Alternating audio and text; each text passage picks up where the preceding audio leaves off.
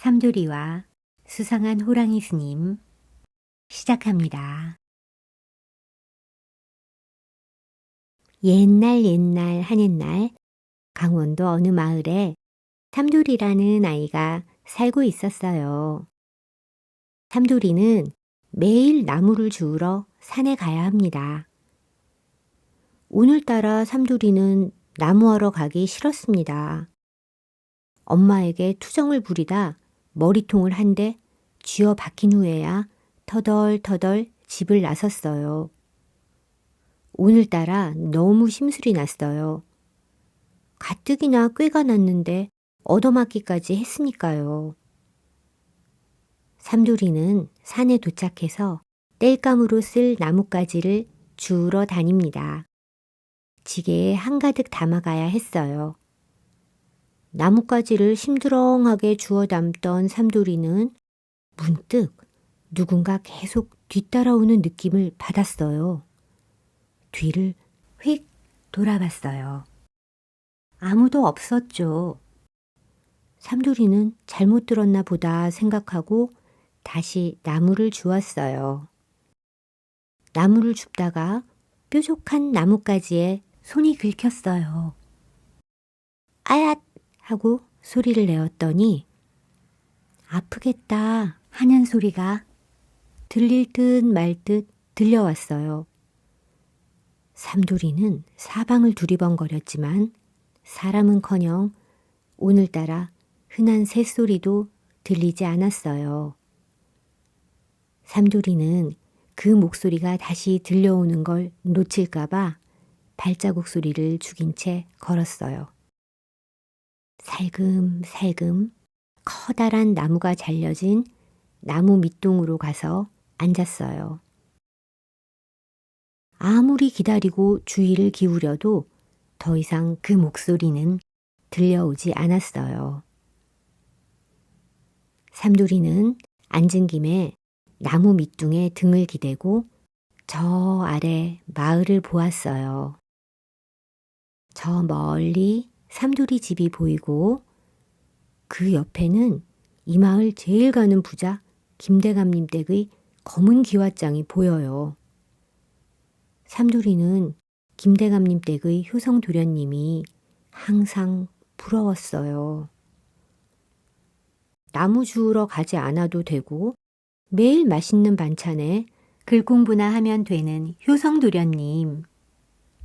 삼두리는 효성도련님처럼 살아보고 싶었어요.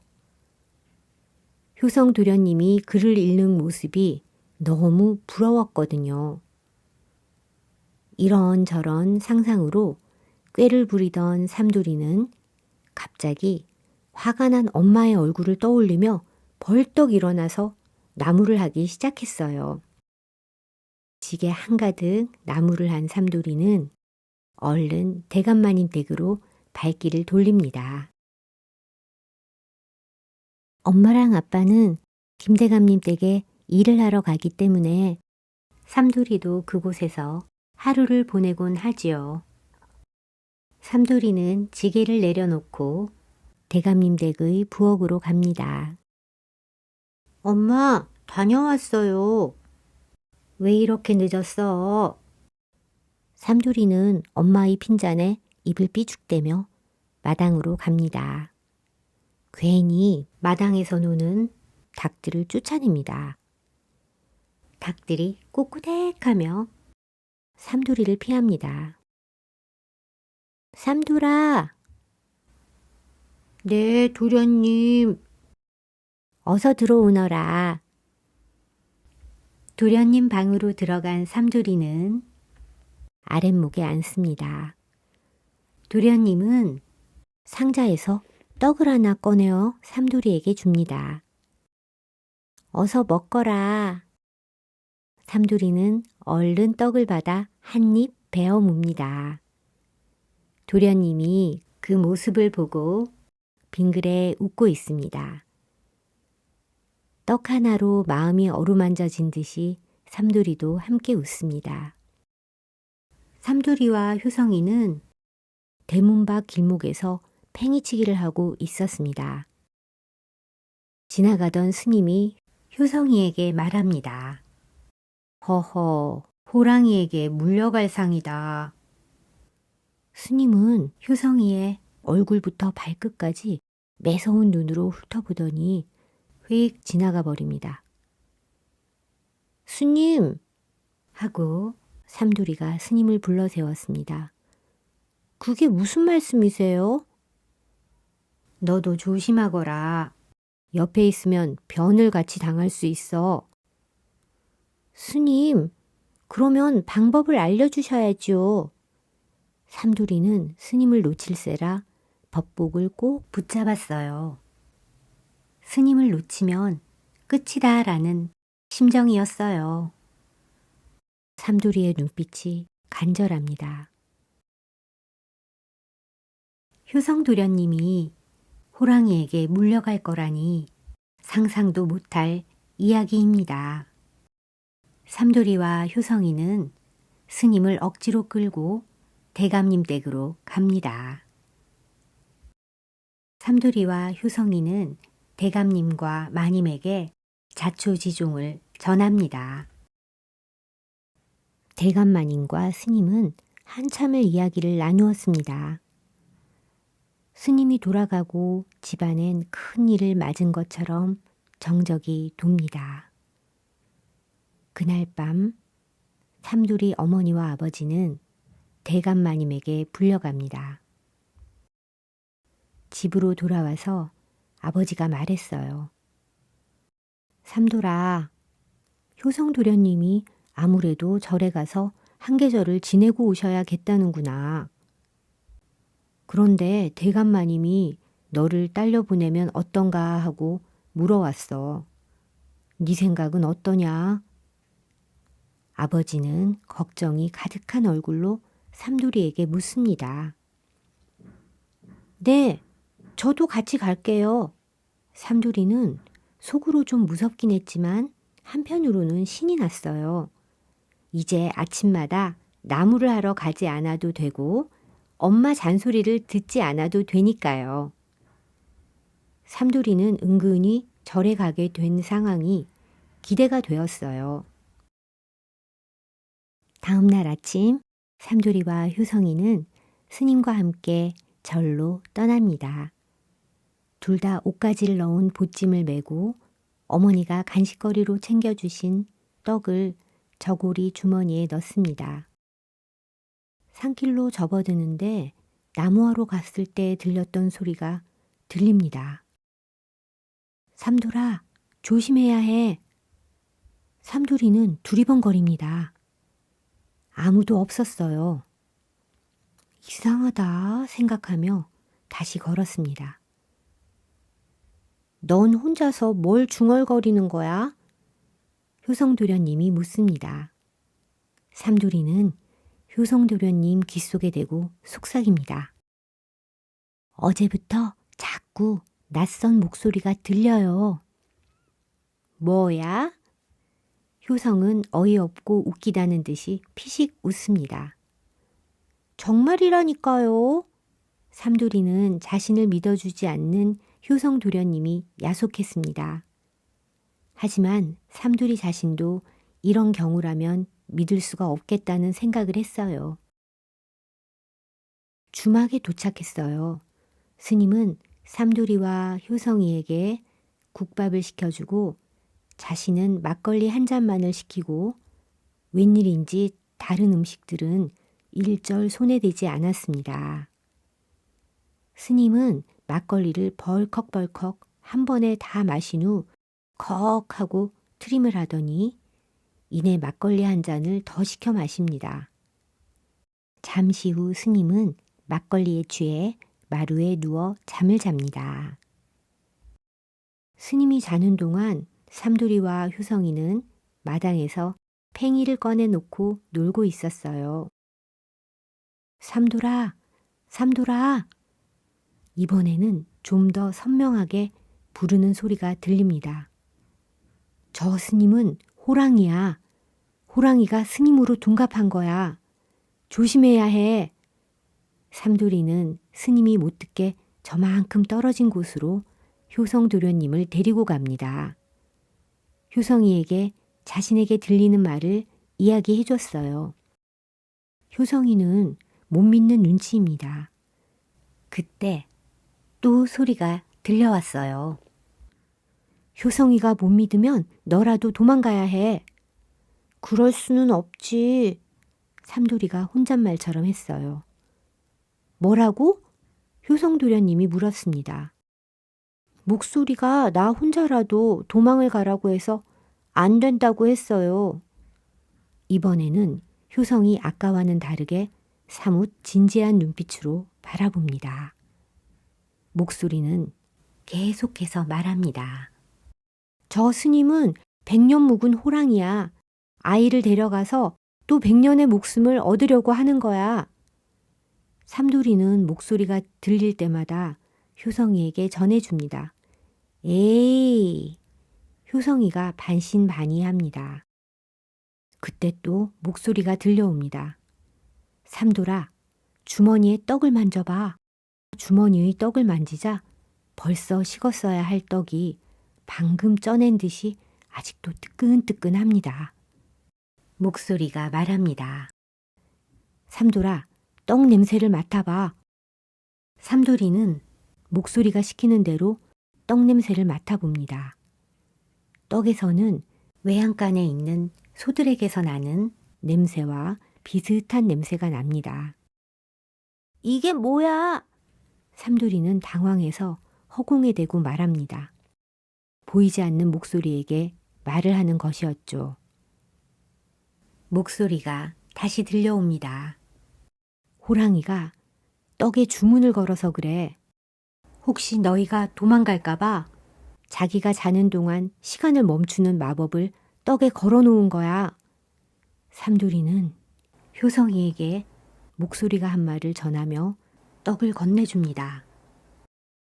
도련님, 떡을 만져보고 냄새를 맡아보세요. 효성이가 떡을 받아들더니 삼돌이처럼 만져보고 냄새도 맡아봅니다. 효성이의 눈이 커지더니 삼돌이를 바라봅니다. 두 아이는 겁먹은 눈이 되었습니다. 효성이도 이제는 완전히 삼돌이의 말을 믿게 됩니다. 효성이의 눈이 점점 커지면서 걱정스러운 눈빛이 됩니다. 떡을 잠자는 스님 옆에 두고 얼른 도망가. 효성이와 삼돌이는 목소리가 시키는 대로 스님 옆에 놓여진 자신들의 보찜을 살살 잡아 끌어내고 대신 그 자리에 떡을 두었습니다. 떡을 두는 동안 호랑이 스님은 하며 기척을 냅니다. 삼돌이와 효성이는 너무 놀라 잠시 동작을 멈추고 쥐 죽은 듯이 있습니다. 다행히 스님은 다시 잠이 들고 둘은 살금살금 주막을 벗어납니다. 주막을 벗어나자마자 둘은 있는 힘껏 달려 마을을 벗어납니다. 한나절이나 걸었기 때문에 얼마나 왔는지도 모릅니다. 아직 해가 중천에 떠 있어요. 이 둘은 어디로 가야 할지를 모릅니다. 삼돌이와 효성이는 기억을 더듬어 왔던 길을 되짚어 산길로 접어듭니다. 사람들이 많이 다녀 길이 난 곳으로 갑니다. 스님이 쫓아올까 두근두근하면서 둘은 계속 뒤를 돌아보며 주위에서 걸어갑니다. 한참을 걸었을까? 가도 가도 나무들로 빽빽한 산속뿐입니다. 산속의 밤은 빨리 찾아오나 봅니다. 꼼짝없이 산속에서 밤을 보내게 생겼어요. 삼돌이와 효성이는 서로 꼭 붙어서 체온을 나누며 밤을 보냅니다. 점심에 먹은 국밥 한 그릇 빼고는 아무것도 먹은 게 없었어요. 그들에겐 보찜에 옥수수 찐 것이 있었지만 내일을 위해 참기로 했습니다. 부엉이 소리, 낯선 동물 소리, 나뭇잎 바스락거리는 소리, 효성이와 삼두리에게는 공포의 소리로 들려옵니다. 깜빡 잠이 들었나 저쪽에서 산길을 급하게 올라오는 소리가 들립니다. 에이씨, 이놈들이 어디로 갔지? 삼두리는 효성을 흔들어 깨웁니다. 칠흑같이 깜깜한 밤에 발자국 소리와 함께 하얗게 동그란 불빛 2개가 반짝이며 이리저리 흔들리는 모습이 보입니다. 동그란 불빛은 불을 뿜는 호랑이의 눈이었어요.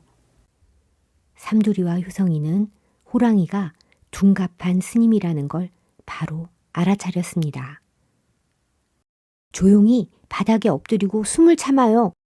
삼두리는 효성의 머리를 지그시 힘주어 누르면서 땅에 몸을 바싹 대고 먼저 누워 보입니다. 효성이도 따라합니다. 둔갑한 호랑이는 눈에 불을 켜고 이리저리 찾아다니더니 저쪽으로 돌아갑니다. 효성이와 삼두리는 한참을 바닥에 엎드려 누운 채로 숨죽여 있습니다. 언제부터였는지 둘은 손을 꼭 잡고 있었습니다. 제발 그냥 지나가라. 삼두리와 효성이는 눈을 꼭 감은 채로 흙에 코를 박고 간절히 속으로 외쳤습니다. 낙엽 밟히는 사그락거리는 소리가 들리는가 싶더니 갑자기 삼두리와 효성이 머리 위에서 호랑이 스님 목소리가 들립니다. 잡았다 이놈들. 하하하하하. 니놈들이 내 소나기에서 벗어날성 싶었더냐? 호랑이는 산이 쩌렁쩌렁 울리도록 포효했어요. 호랑이는 효성이 옷자락을 물고 이리저리 흔들었습니다. 삼두리는 무서움에 떨다가 정신 차려, 얼른 효성이를 구해야지 하는 그 목소리를 들었어요. 너는 누구니? 나는 또 다른 너야. 잔말 말고 얼른 효성이부터 구해. 삼두리는 무작정 호랑이에게 달려들었어요. 호랑이가 효성이를 입에 문 채로 삼두리를 앞발로 밀어냈어요. 삼두리가 낙엽더미들 속으로 쿵 하고 넘어집니다. 어서 일어나! 삼돌아, 호랑이 꼬리를 물면 균형을 잃어버려. 얼른 꼬리를 물어! 삼두리는 무섭고 아팠지만 목소리의 말을 듣고 재빨리 일어나 호랑이 뒤쪽으로 가서 꼬리를 붙잡았어요. 호랑이가 꼬리를 흔들어 대기 시작했어요. 호랑이에게 물려있는 효성이도 호랑이 꼬리를 물고 있는 삼두리도 어지러움에 정신을 잃을 뻔했지만 둘은 정신을 바짝 차립니다. 삼두리가 정신을 집중하며 잡고 있던 호랑이 꼬리를 이빨로 꽉 물어버렸어요. 효성 도련님을 구해야겠다는 생각 하나로 온갖 무서움과 아픔을 견딥니다. 호랑이가 아파서 어흥 하며 입에 물고 있던 효성이를 놓칩니다. 삼두리는 얼른 효성이 손을 잡고 뜁니다. 산 저 너머로 동이 터올라옵니다. 두 아이는 무서웠지만 앞만 보고 달립니다. 쓰러진 호랑이는 동이 트자 털빛이 희미해지는가 싶더니 다시 스님의 모습으로 변합니다. 하지만 삼두리에게 물린 꼬리는 여전히 호랑이 꼬리로 남아 있습니다. 호랑이 꼬리가 달린 스님이라니요. 스님으로 변신한 호랑이는 펄쩍펄쩍 뛰며 화를 냅니다. 꼬리가 달려있으니 마을로 내려가지도 못하고 호랑이 스님은 울부짖으며 깊은 산으로 들어가 버립니다. 두 아이는 한동안 말을 잊은 채 떠오르는 태양을 바라봅니다. 호랑이와 사투를 벌인 두 아이의 얼굴은 땀으로 범벅이 되어 있습니다. 얼굴이 발갛게 상기된 효성이가 고개를 돌려 삼돌이를 보며 말합니다. 고마워 삼돌아. 너가 내 목숨을 구해주었구나. 뭘로 도련님. 우린 친구잖아요. 효성이는 삼돌이를 가만히 쳐다보면서 삼돌이의 용기와 자신을 구한 마음을 생각합니다. 발갛게 상기된 효성이 뺨에 눈물이 흐릅니다. 이제부터 우리는 형제처럼 지내자. 둘은 기뻐서 끌어안습니다. 삼돌이와 효성이는 마을로 내려와 어른들에게 길을 물어가며 집으로 돌아왔습니다. 삼돌이와 효성이가 집으로 돌아오자 대감마님과 삼돌이 부모님이 깜짝 놀랍니다. 어떻게 된 일이냐? 삼돌이와 효성이는 그들의 모험담을 이야기합니다. 대감마님은 하나밖에 없는 아들을 살려서 돌아온 삼돌이가 너무 기특하고 고마웠습니다.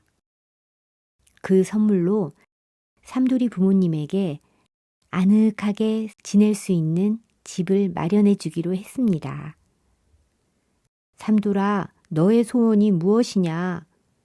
삼돌이는 망설이다가 용기를 내어 김대감님께 말을 합니다.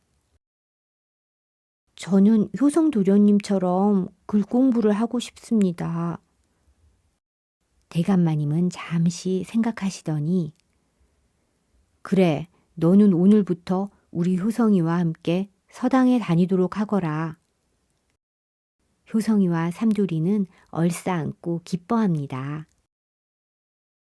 밤이 되어 집으로 돌아온 삼돌이는 엄마에게 자신들을 구해준 목소리에 대해 말합니다.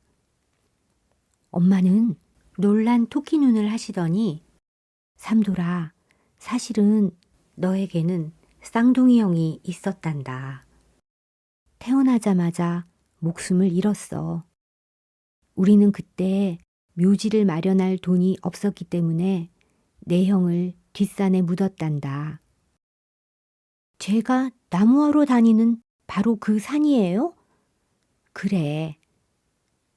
삼돌이와 부모님은 다음날 아침 뒷산으로 함께 갔습니다. 이곳이 내 형이 묻힌 자리다. 나무 밑둥이 잘라진 자리였습니다. 삼돌이는 그 자리를 손으로 가만히 쓸어줍니다. 삼돌이의 형이 효성도련님과 삼돌이를 형제로 묶어준 것일까요? 삼돌이는 부모님 손을 잡고 내려오면서 자꾸만 뒤를 돌아봅니다. 형을 묻은 자리 위로 삼돌이 자신의 얼굴이 빙그레 웃고 있습니다.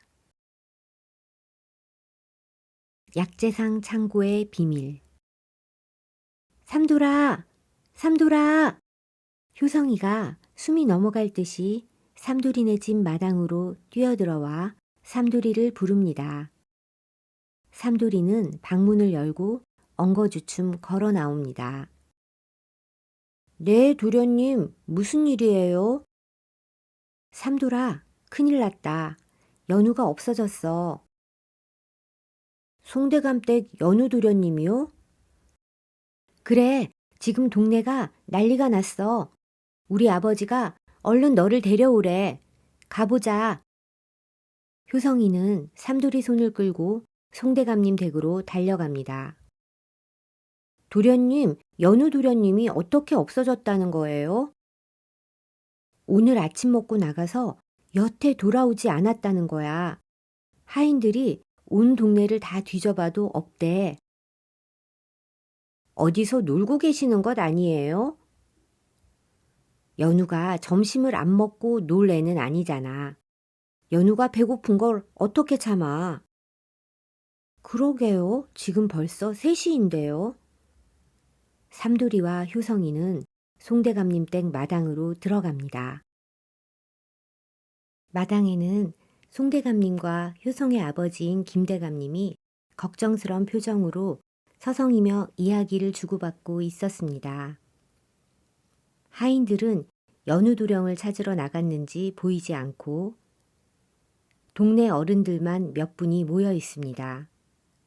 모두들 걱정스러운 얼굴이었습니다. 대감마님 부르셨습니까? 삼돌이는 김대감님 앞으로 갔습니다. 오냐 삼돌아, 연우가 없어졌다고 하니 이를 어찌하면 좋겠냐. 이미 하인들이 찾으러 다녔지만 어디로 갔는지 보이지 않는다는구나. 김대감님이 말합니다. 이 아이가 전에 효성이를 호랑이로부터 구했다는 그 아이입니까? 송대감이 김대감에게 말합니다. 그렇소. 이 아이의 기지를 한 번 더 빌려봅시다. 아무래도 또래들이 연우가 어디로 갔는지 더 잘 알 수도 있지 싶습니다만. 사실 지난번에 호랑이 스님 사건으로 삼돌이는 마을의 유명인이 되었습니다. 예, 대감마님, 나가서 연우도련님을 찾아보겠습니다. 삼돌이와 효성이는 눈을 맞추고 고개를 끄덕이더니 밖으로 나갑니다. 어디서부터 찾아야 할까, 삼돌아? 효성도령이 말합니다. 저작거리부터 나가봐요. 어른들이 거기도 다 찾아봤을 것 같기는 한데 그래도 한 번 더 가보죠. 왁자지껄한 저작거리로 나온 삼돌이와 효성이는 빠른 걸음으로 눈을 크게 뜨고 살피며 걷습니다.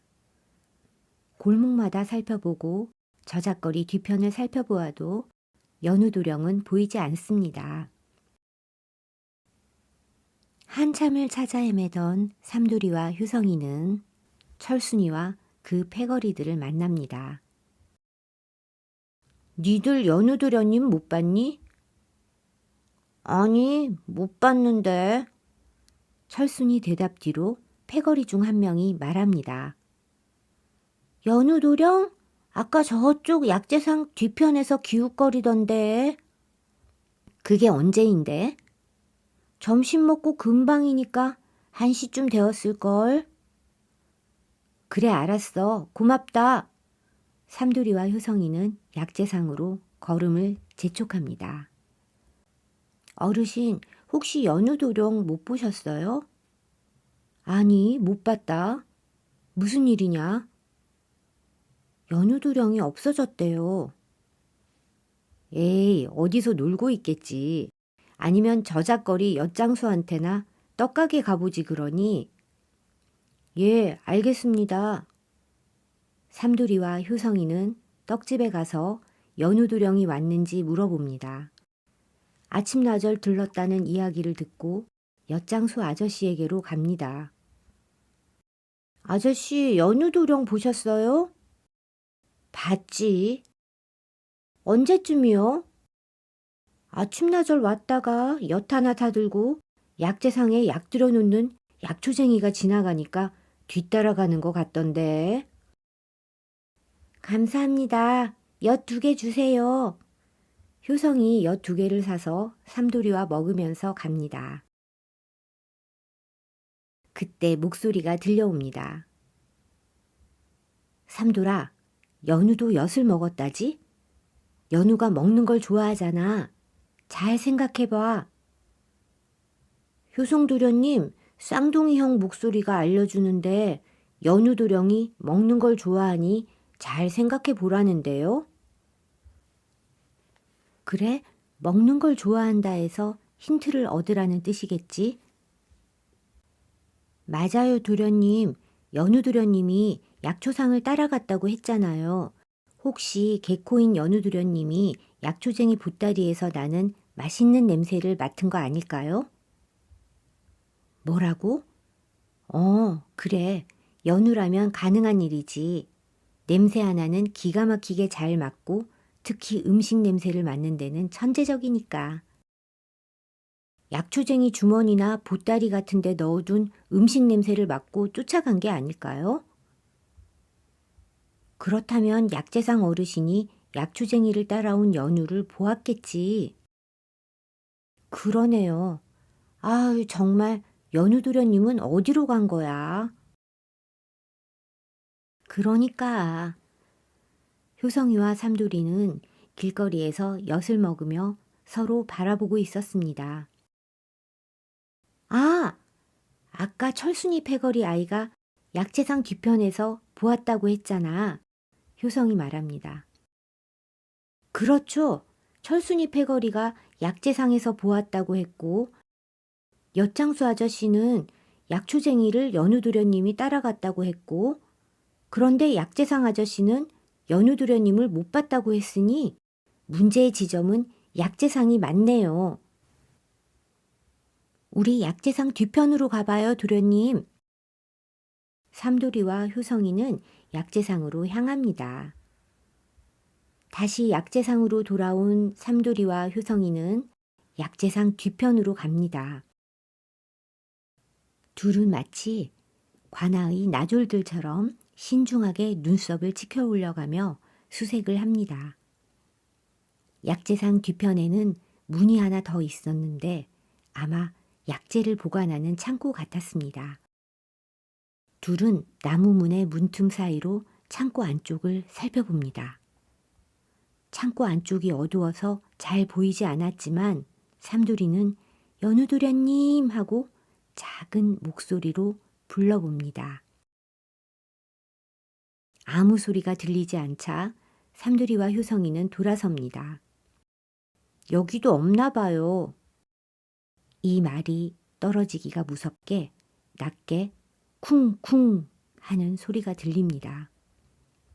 삼돌이와 효성이는 눈을 서로 마주치면서 돌리려던 발걸음을 멈추고 다시 창고 문 앞으로 갑니다. 삼돌이와 효성이는 문 앞에 바짝 붙어서 안쪽을 살핍니다. 우리가 들은 소리가 쿵쿵거리는 소리가 맞죠? 도련님도 들은 건 맞죠? 그래, 맞아. 둘은 문 안을 살피면서 낮게 속삭입니다. 그때 하는 소리가 들립니다. 삼돌이와 효성이는 깜짝 놀라 안을 들여다보지만 아무것도 보이지 않습니다. 삼돌이가 나지막히 침착하게 다시 문틈으로 말을 합니다. 연우도련님 맞으세요? 맞으시면 아까 쿵 소리를 한 번 더 내주세요. 삼돌이와 효성이는 숨을 죽이고 소리를 기다립니다. 쿵! 삼돌이와 효성이는 서로 얼굴을 맞대고 쳐다봅니다. 둘의 머릿속에는 같은 생각이 떠올랐습니다. 이 문을 열어야 해. 문을 열어보려고 했지만 열리지 않았어요. 아마 안쪽에서 나무고리가 잠겨 있는 것 같았습니다. 도련님, 밖에서도 고리를 옆으로 밀면 문이 열릴 것 같은데 그 틈으로 고리를 밀 수 있을지 모르겠어요. 어떡하지, 삼돌아? 도련님, 고두면서 얇고 딱딱한 나뭇가지를 같이 찾아봐요. 둘은 근처에서 나뭇가지를 찾아 나무 틈으로 밀어넣고 문고리를 옆으로 밀려고 애를 씁니다. 하지만 툭 하고 나뭇가지가 부러져 버립니다. 둘은 얼굴이 벌개져서 당황합니다. 도련님, 우리 엿장수에게서 잠시 가위를 빌려요. 그래, 좋은 생각이야. 내가 빌려올게. 너는 여기서 지키고 있어. 효성은 엿장수에게 달려가 사정사정해서 가위를 빌려옵니다. 가위를 문틈으로 넣어 나무 빗장을 미니까 나뭇가지보다 훨씬 잘 밀립니다. 툭 소리가 나며 문고리가 열립니다. 둘은 주변을 살피며 창고 안으로 들어갑니다. 창고는 너무 어두워서 볼 수가 없습니다. 잠시 있으니 조금씩 어둠에 익숙해져서 제법 안이 보이기 시작했지만 그래도 창고 안을 살피기엔 여전히 어두웠습니다. 도련님, 안 되겠어요. 저쪽으로 가서 문을 좀 열어보셔요. 빛이 들어와야 안쪽이 좀 보이겠어요. 그리고 도련님은 누가 오는지 망을 좀 봐주세요. 오냐, 효성이 빛이 들어올 수 있도록 문을 열고 망을 봅니다. 찾았냐? 아직요. 연우도련님 하고 삼돌이가 나지막히 부르자 저쪽 구석에서 하는 소리가 들립니다. 삼돌이가 얼른 소리나는 곳으로 갑니다. 연우도령의 입에는 재갈이 물려 있었고 팔과 발은 끈으로 묶여 있었습니다. 삼돌이는 연우도령에게 다가가서 재갈을 풀고 묶인 끈들을 풀었습니다. 연우도련님, 도대체 어떻게 된 일이에요? 연우도령은 숨을 몰아쉬더니 턱을 덜덜덜덜 떱니다. 야야, 약초상이, 그 약초쟁이가.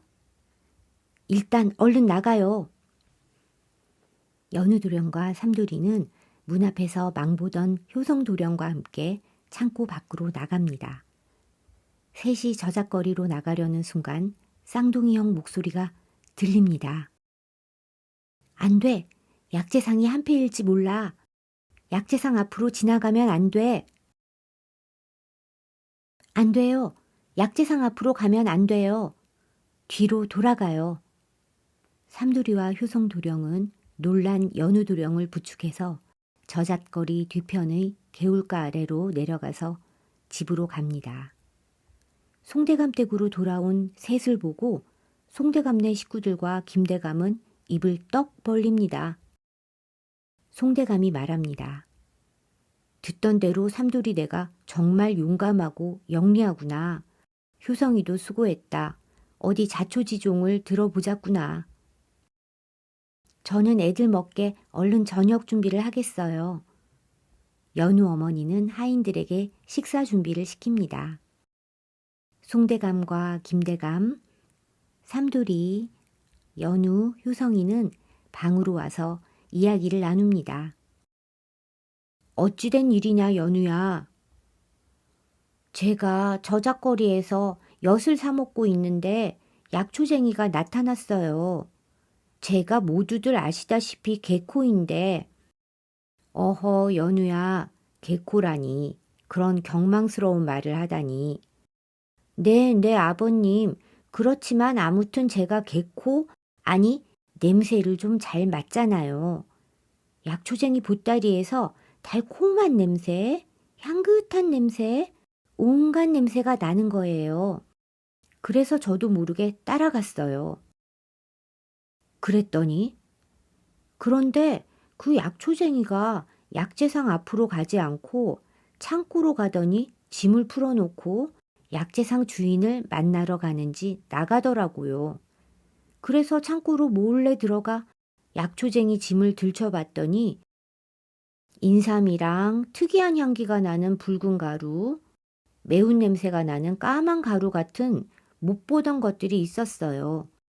그리고 투명하고 동그란 달콤한 향이 나는 것이 있길래 사탕인가 봅니다. 어허, 인삼도 있고 아마 후추와 계피를 말하는 것 같은데 그게 다 밀수품이 아니겠습니까, 김대감님? 송대감님은 김대감님을 바라보며 심각한 표정을 지으며 말합니다. 그렇소, 송대감. 틀림없는 밀수품들입니다. 이건 그냥 넘길 일이 아닙니다. 어서 관하로 가서 고합시다. 두 대감님은 그 길로 이야기를 듣다 말고 관하로 나가셨습니다. 셋이 남은 아이들은 눈이 멀뚱멀뚱합니다. 그래서 어떻게 되었어요, 연우도련님? 응? 아, 그래서 내가 아버지가 아까 사탕이라고 말씀하신 그걸 먹었지. 하하하, 얼마나 달콤하고 맛있던지 너희들은 상상도 못할 거야. 연우야, 그래서 너는 어떻게 그렇게 재갈을 물고 손발이 다 묶였니? 한참을 먹고 있는데 약초쟁이가 들어오더니 화를 내면서 손발을 다 묶고 내가 소리를 지르니까 입에 재갈도 물린 거야. 어휴, 난 정말 답답하고 무서워서 죽는 줄 알았는데 삼돌이가 나를 풀어준 거지. 너희들 아니었으면 그 약초쟁이가 나를 어떻게 했을지 어휴, 상상하기도 싫다. 김대감과 송대감은 관하로 가서 사또에게 약재상과 약초상의 밀수 사실을 이야기했습니다. 사또는 약초상과 약초쟁이를 신문해서 밀수죄를 밝혀냈고 삼돌이는 사건의 공을 인정받아 열량을 선물로 받게 되었습니다. 이 약재상 창고의 밀수 사건으로 삼돌이의 명성은 호랑이 사건에 이어 더욱 널리 퍼지게 되었습니다. 고양이 구출 작전. 삼돌아, 부엌에 둔 생선 혹시 네가 먹었니? 저녁밥을 준비하시던 삼돌이 어머니가 삼돌이를 부릅니다. 아니요. 이상하다. 왜 그러세요, 엄마? 요즘 계속 부엌에 둔 먹을 것이 사라지네. 며칠째 닭고기랑 감자, 생선 같은 음식들이 자꾸만 사라지고 있어. 그래요? 정말 이상한 일이네요. 삼돌이는 부엌으로 들어가 봅니다. 엄마 말씀대로 그릇에 둔 생선만 쏙 없어지고 빈 그릇만 남아 있었습니다. 삼돌이는 도둑이 들었나 생각했어요. 그런데 무슨 도둑이 생선만 쏙 빼먹고 도망을 갔을까요? 배고픈 도둑이 들어서 음식만 가지고 도망간 걸까요? 삼돌이는 날이 밝는 대로 집안을 살펴보기로 하고 잠이 듭니다. 다음 날 아침, 삼돌이네 집에 효성이가 찾아옵니다. 삼돌아, 서당에 가자. 도련님, 저 오늘 서당에 못 가요. 요새 우리 집에 도둑이 드나 봐요. 자꾸 생선이랑 닭고기 같은 먹을 것들이 없어진대요. 오늘은 서당에 갈 수 없겠어요. 도둑을 잡아야겠어요. 그래? 그럼 나도 빠질 수 없지. 같이 하자. 효성이와 삼돌이는 마당을 샅샅이 살펴봅니다. 삼돌아, 여기 이상한 털뭉치가 있어. 삼돌이가 살펴보니 그것은 하얀색, 검은색, 노란색이 뭉쳐있는 짐승의 털이었습니다. 고양이 털 같아요. 둘은 다시 집안 구석구석을 살핍니다. 도련님, 여기 좀 보세요. 이 작은 발자국이요. 담벼락 앞과 마당에 작은 짐승 발자국이 찍혀 있었습니다. 이게 뭘까? 둘은 눈을 마주치며 골똘히 생각합니다. 그리고는 둘 다 동시에 아, 고양이! 하고 소리칩니다. 맞아요, 도련님. 고양이가 틀림없어요. 고양이가 우리 부엌에 들어와 먹을 것들을 가져갔었나 봐요. 에이, 이놈을! 도둑질하는 고양이라니 정말 나쁜 고양이야. 효성이도 한마디 합니다. 이 녀석 맛있는 것만 골라 먹는 걸 보니 보통 놈이 아닌가 봐요. 삼돌이는 도둑질하는 못된 고양이의 정체를 꼭 밝히고 싶었습니다. 도련님, 멸치로 도둑 고양이를 유인해 봐야겠어요. 그래. 삼돌이는 부엌에서 마른 멸치를 찾아 마루 밑에 두고 숨 죽여 기다립니다. 기다린 지 2시간쯤 지났을까? 삼돌이가 효성이 옆구리를 쿡쿡 찌르며 눈짓으로 마당을 가리킵니다. 삼색이 고양이가 삼돌이네 부엌을 향해 슬금슬금 걸어오더니 방향을 바꾸어 마루 밑으로 다가옵니다. 효성이가 벌떡 뛰어내려 이놈! 하며 잡으려 들자 삼색이 고양이는 바람처럼 달려 마당을 가로질러 도망갑니다. 효성이와 삼돌이는 고양이를 뒤쫓습니다. 고양이는 삼돌이네 담벼락을 가볍게 뛰어오르더니 잠시 두 아이를 바라봅니다. 삼돌이와 효성이는 이 녀석, 이놈! 하며 고양이를 쫓아갑니다. 고양이는 삼돌이네 담벼락을 넘어 옆집으로 달아납니다. 효성이와 삼돌이는 옆집으로 따라갑니다. 고양이는 효성이와 삼돌이를 보더니 다시 삼돌이네 집으로 담벼락을 넘어 도망갑니다. 따라가던 효성이는 우당탕 넘어지기도 하고 순식간에 난리가 납니다. 도망 다니고 쫓던 추격전이 계속되던 어느 순간 도망가던 고양이는 막다른 골목에 다다르고 삼돌이와 효성이가 씩씩거리며 말합니다. 잡았다. 너 딱 걸렸어. 내 옥수수랑 생선 다 내놔. 안 그러면 홍군형을 내줄 거야. 삼돌이는 고양이를 위협하려고 나뭇가지를 높이 듭니다. 그런데 갑자기 고양이가 이상한 행동을 합니다. 보통의 고양이들은 위협을 받으면 하악질을 할 텐데 이 고양이는 차분하게 앉아서 삼돌이를 가만히 올려다봅니다. 그때 형의 목소리가 들려옵니다. 삼돌아, 그 작대기 내려놔라. 다친다.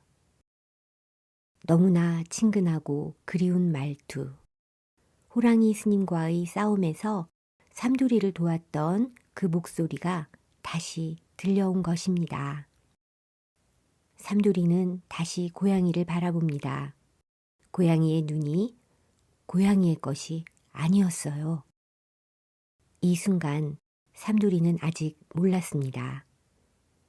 그 고양이와 그날 밤 다시 만나게 되리라는 것을요. 삼돌이의 운명은 이미 그 고양이와 엮여 있었습니다. 삼돌이는 고양이를 혼내주려던 마음을 바꿉니다. 도련님, 가요. 응? 그냥 가? 혼내준다더니? 아니에요. 생각해보니 고양이도 배가 고팠을 거예요. 삼돌이가 돌아서려던 순간 고양이가 삼돌이 옆으로 다가오더니 삼돌이 다리 사이를 휘감으며 친한 척을 합니다. 삼돌이는 괜히 마음이 뭉클합니다. 삼돌이와 효성이가 발걸음을 돌려 집으로 향합니다. 효성이가 걷다가 뒤돌아보니 고양이가 따라옵니다. 삼돌아, 고양이가 우리를 따라오고 있어. 삼돌이는 몰랐어요. 그날 밤 그 고양이를 다시 만나게 될 줄은요. 그날 낮 도둑고양이를 잡다가 서당에 늦게 도착한 효성이와 삼돌이는 훈장 선생님께 꾸중을 듣습니다. 삼돌이와 효성이는 그래도 둘이 눈을 맞추며 미소를 띄어 보입니다.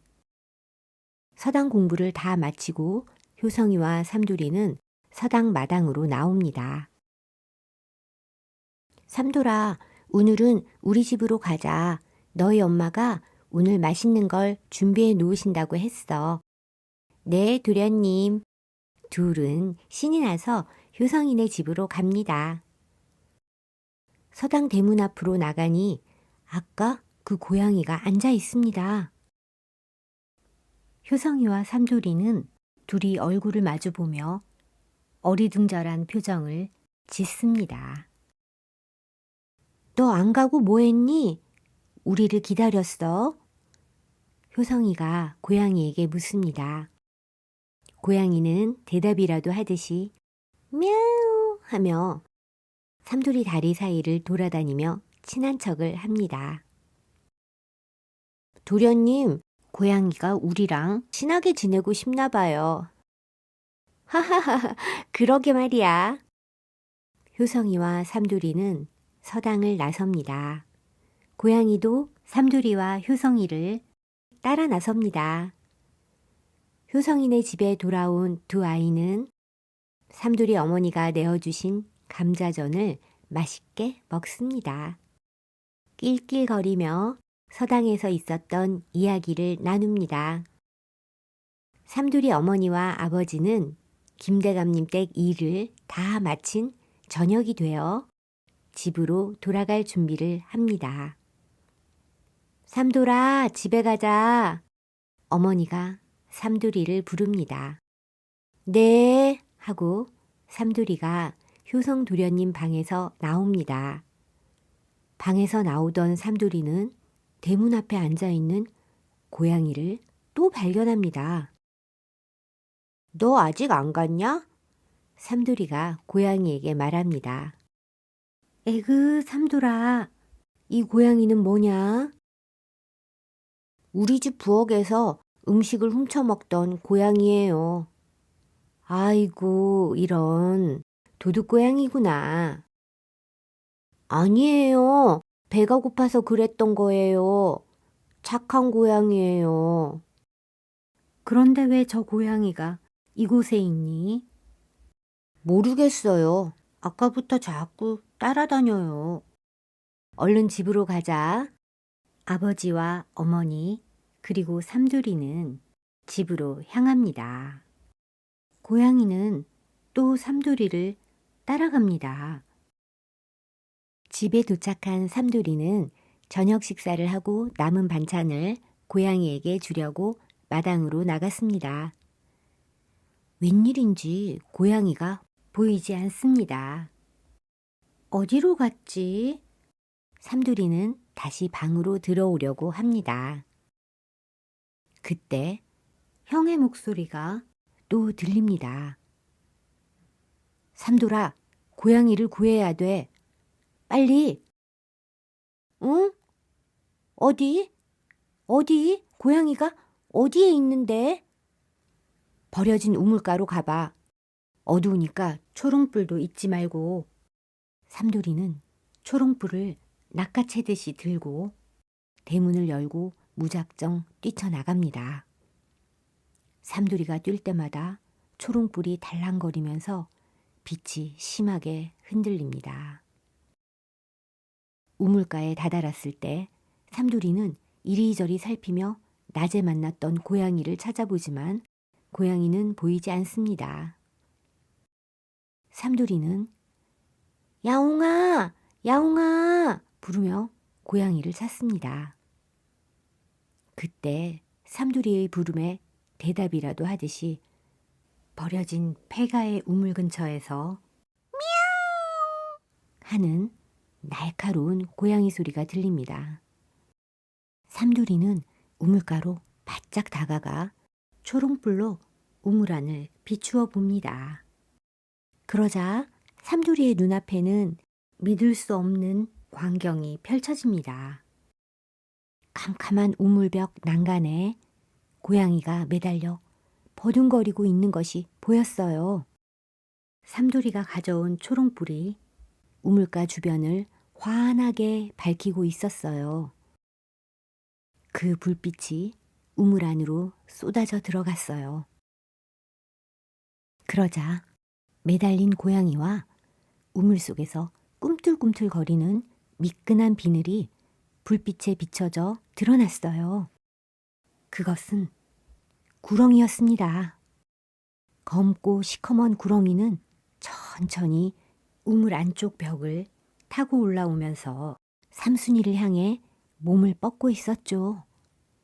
삼돌이는 너무 놀라 숨을 멈출 수밖에 없었습니다. 삼돌이의 심장이 쿵쾅 쿵쾅 뛰고 있었습니다. 어떻게 해야 할지 도무지 알 수가 없었습니다. 커다랗고 검은 구렁이는 난간에 매달린 고양이를 덮치려고 하고 있었습니다. 그 순간 형의 목소리가 다시 들렸어요. 삼돌아, 주저하지 마. 주변을 잘 봐. 삼돌이는 주변을 살펴봅니다. 우물가 근처에서 굵고 단단한 나뭇가지를 손에 잡아들고 우물 주변에 널려있는 낡은 두레박 밧줄을 손에 꼭 쥡니다. 머리를 굴린 삼돌이는 재빨리 밧줄을 우물 난간에 걸고 자기 몸을 묶었습니다. 그리고 나뭇가지 작대기를 단단히 쥐었습니다. 삼돌이는 구렁이의 검은 그림자가 가까이 올 때마다 작대기로 쳐내며 고양이를 안전하게 끌어올렸습니다. 마침내 삼돌이와 고양이는 무사히 우물 난간 위로 올라왔습니다. 숨을 고르는 삼돌이에게 고양이가 몸을 비벼대며 고마운 마음을 전합니다. 삼돌이는 그때까지도 떨고 있는 고양이를 꼭 안아줍니다. 그때 멀리서 형의 목소리가 들립니다. 삼돌아, 이제 알겠지? 너는 혼자가 아니야.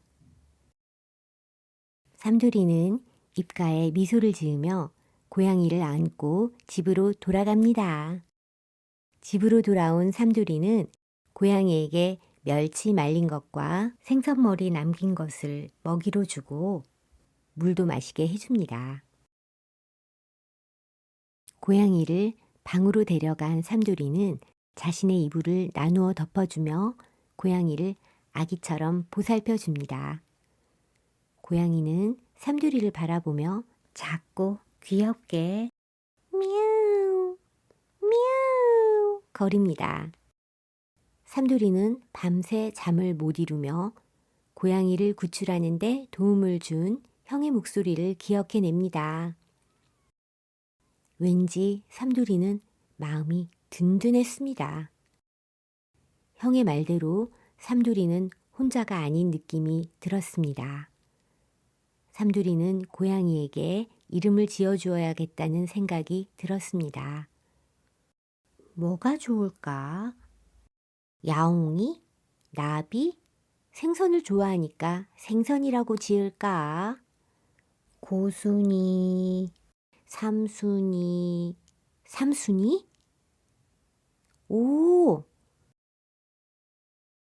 내 이름 앞글자를 따서 삼순이라고 지으면 되겠다. 털 색깔도 세 가지 색이라서 삼순이가 딱 어울리네. 삼돌이는 삼순아 하며 고양이를 불러봅니다. 고양이는 мя우 하며 삼돌이의 품을 파고들어 안깁니다. 다음 날 삼돌이는 삼순이에게 밥을 챙겨주며 데리고 놀고 있습니다. 마당에서 효성도련님 목소리가 들립니다. 삼돌아, 서당에 가자. 삼돌이 옆에 삼순이가 딱 붙어 있는 것을 본 효성이가 깜짝 놀랍니다. 고양이랑 같이 있었던 거야? 네, 그리고 고양이 이름은 삼순이라고 지었어요. 이제부터 삼순아 하고 불러주세요. 하하하, 고양이가 이름까지 있네. 삼순아, 너도 서당에 가자. 효성이가 말합니다. 삼돌이도 하하 웃으며 효성이와 서당으로 갑니다. 서당으로 가면서 삼돌이는 지난밤에 있었던 삼순이가 우물에 빠진 이야기, 형의 목소리 도움으로 우물 속에 사는 구렁이를 물리치고 삼순이를 구한 이야기를 들려줍니다. 효성이는 눈이 커지는가 싶더니 입을 딱 벌리고 삼돌이의 이야기를 듣습니다. 삼돌아, 너 진짜 대단하다. 멀려. 우리 삼순이가 용감하게 잘 버텨줬지요. 삼돌이와 효성이, 삼순이 셋은 사이좋게 서당으로 향합니다. 아침 햇살이 눈부시게 삼돌이와 효성이 그리고 삼순이의 머리 위로 쏟아집니다.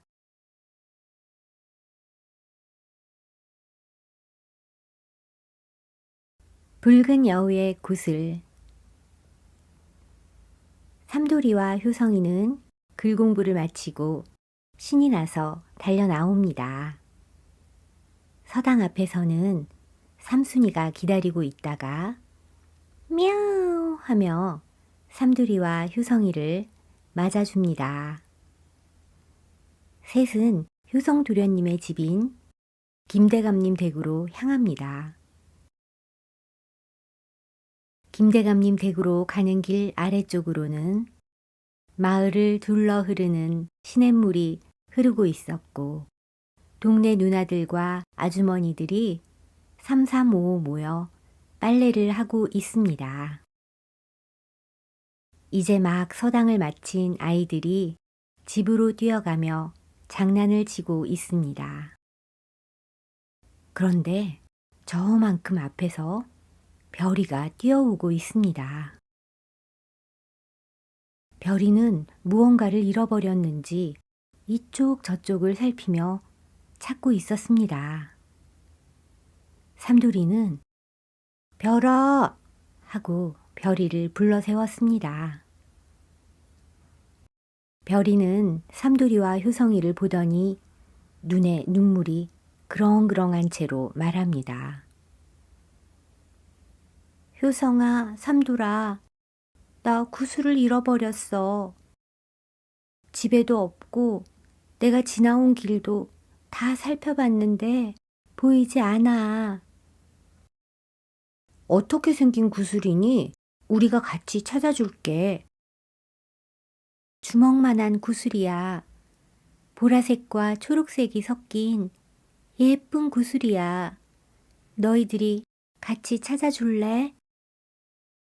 삼돌이와 효성이는 별이의 구슬을 찾아 구석구석 길을 살피며 걷고 있었습니다. 하지만 구슬은 보이지 않습니다. 별아, 아무래도 이 길에는 구슬이 없는 것 같아. 너희 집으로 가보자. 삼돌이와 효성이, 별이, 삼순이는 별이네 집으로 향합니다.